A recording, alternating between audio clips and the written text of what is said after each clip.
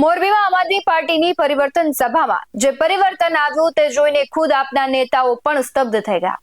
એક તરફ સ્ટેજ પરથી ગોપાલ ઇટાલિયા અને ઈશુદાન ગઢવી છે સત્તા પરિવર્તનના બણગા ફૂંકી રહ્યા હતા, તો બીજી તરફ મંચની પાછળ જ પક્ષના પરિવર્તનની રમત રમાઈ ગઈ.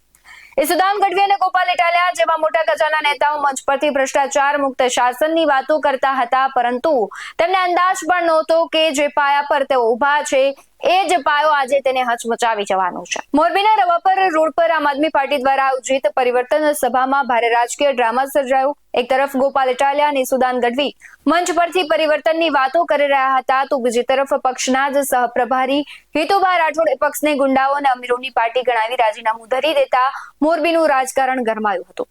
સભા દરમિયાન ભારે હોબાળો વચ્ચે સહપ્રભારી હિતુભા રાઠોડે પોતાની જ પાર્ટીની પોલ ખોલતા આક્ષેપ કર્યો કે આમ આદમી પાર્ટીમાં અંદરખાને ભાજપ કરતા પણ વધુ ભ્રષ્ટાચાર ચાલે છે.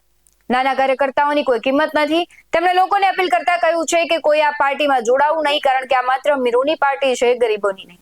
મોરબીમાં આપે શક્તિ પ્રદર્શન તો કર્યું, પરંતુ આંતરિક અસંતોષ અને ગંભીર આક્ષેપો પક્ષ માટે આગામી સમયમાં પડકારજનક સાબિત થઈ શકે છે. ચૂંટણી પહેલા મોરબીમાં સર્જાયેલી આ હાઈ વોલ્ટેજ ડ્રામા આપ માટે મોટું નુકસાન સાબિત થઈ શકે છે.